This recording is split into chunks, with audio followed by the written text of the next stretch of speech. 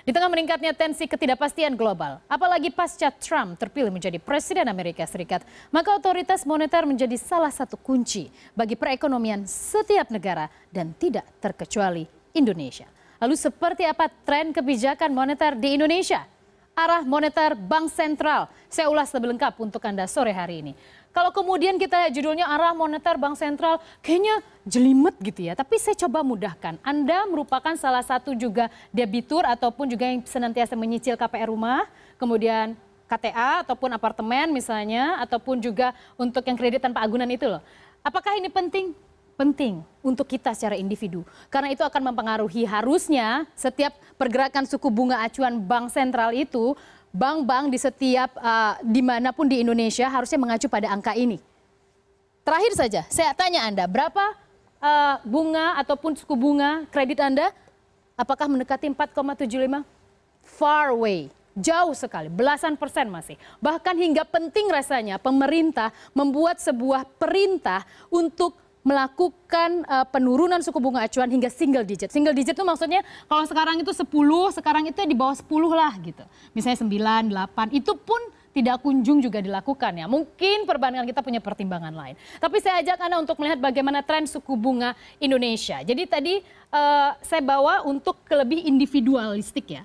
Jadi lebih kepada apa sih efeknya suku bunga terhadap kita sebagai konsumen atau misalnya kita sebagai masyarakat biasa. Ini loh kita kan pakai KPR, KTA, kemudian KPA juga. Dan hal tersebut sangat mempengaruhi ketika suku bunga ini naik atau turun. Tapi saya bawa Anda lebih ke makro. Apa pentingnya suku bunga acuan bagi investor secara garis besar, secara makroekonomi.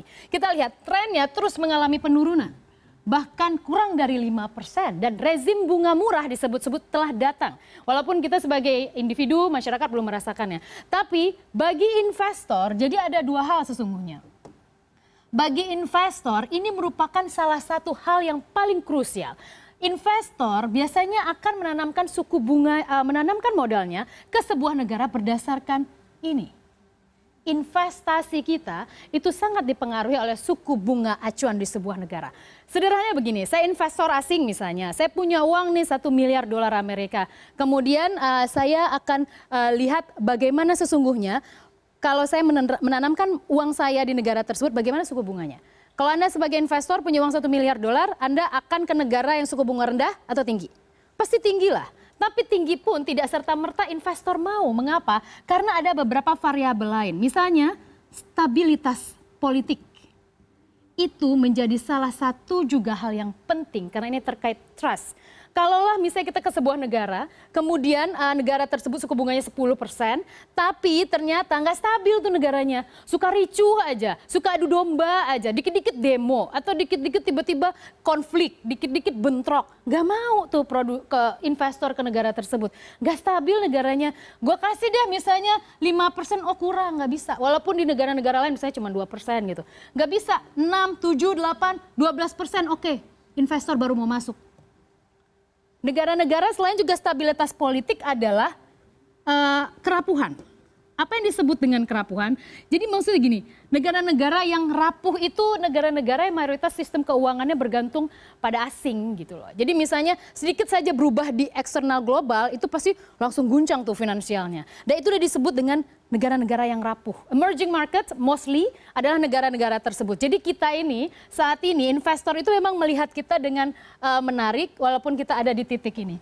Jadi pilihan bank sentral itu memang dilematis ya. Karena kalau misalnya dia menurunkan suku bunga acuan di level rendah, dia bisa menggenjot yang namanya kredit. Untuk kita ini menguntungkan banget. Tapi kalau untuk investor, enggak. Investor nggak akan mau nih kalau suku bunganya rendah. Ya dilematis gitu loh. Jadi keputusan moneter itu memang harus penuh hitung-hitungan yang strategis ya, tidak sembarangan. Jadi seperti saat ini kita menunggu bank sentral apakah akan menaikkan atau tetap atau justru menurunkan suku bunga acuan.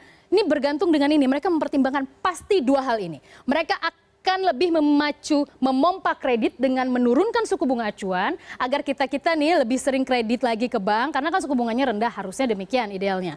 Ataukah dia mengutamakan ini investor? Kan investor akan masuk kalau punya suku bunganya tinggi. Sederhananya seperti itu. Lalu selanjutnya kita ke slide untuk ini. Lalu apa saja yang diperhatikan oleh Bank sentral, utamanya Bank Indonesia, sentimen global sangat mendominasi hingga saat ini. Yang pertama adalah antisipasi kenaikan suku bunga The Fed. Desember diproyeksi akan naik, tapi pasca Trump terpilih sebagai presiden, itu dipastikan akan lebih cepat. Mengapa? Trump itu akan memberikan stimulus fiskal untuk menaikkan inflasi. Karena gini, kalau dikasih uang, stimulus fiskal itu seperti memberikan uang, orang akan dapat uang dan akan belanja. Ketika belanja meningkat, maka inflasi, daya beli juga akan naik.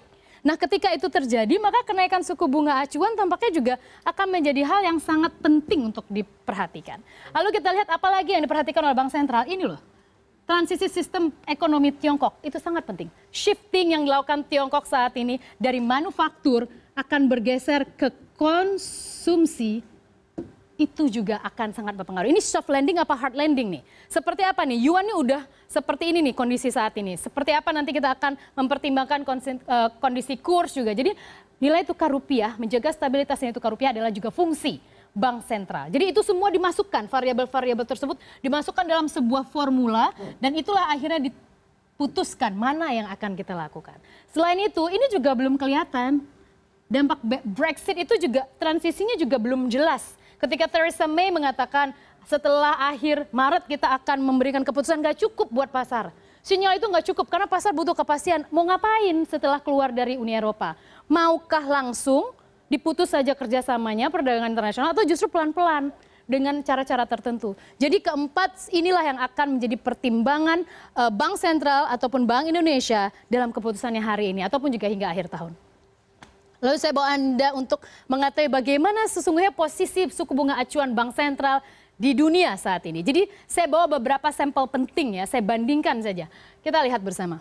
Amerika Serikat itu 0,25 hingga 50%. Bandingkan dengan Indonesia 4,75%. Jauh ya, kita belum bicara sebelum BI 7 days reverse repo rate, itu lebih tinggi lagi. Sekarang kita kurang dari 4,75%. Jauh ya, tapi kenapa para ekonom sangat mewanti-wanti, hati-hati loh, Trump ini udah jadi presiden dan kalau misalnya suku bunganya ini naik, maka investor akan lari balik lagi pulang kampung dananya atau yang disebut dengan sudden reversal. Sudden reversal ini sesuatu yang sangat ditakuti oleh ekonom dan selalu mewarning pemerintah, hati-hati loh. Otoritas moneter, otoritas fiskal, hati-hati. Ini yang harus kita waspadai.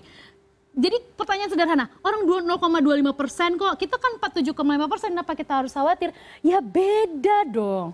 Ini Amerika Serikat, stabilitas politiknya sebagai negara terbesar di dunia itu jauh lebih sip.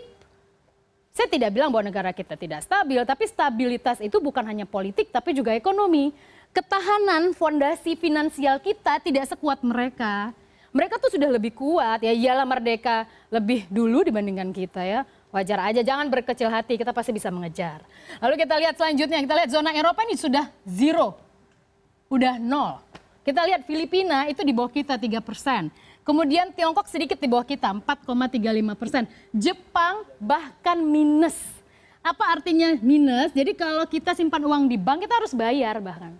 Kenapa? Karena dia mau ngejar itu loh, target inflasi 2% aja udah berapa puluh tahun dia nggak dapat tuh untuk inflasi 2%. Jadi sederhananya 4,75 hingga negatif.